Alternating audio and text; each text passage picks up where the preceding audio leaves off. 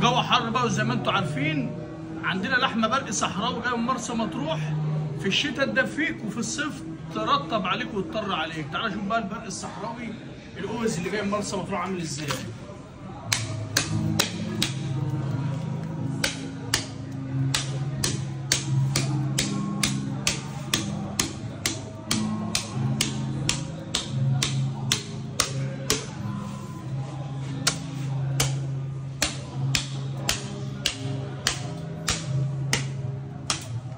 بص يا عم الحاج، بص بص بص بص بص بص، تعرف تعمل لحد كده معاك الامانه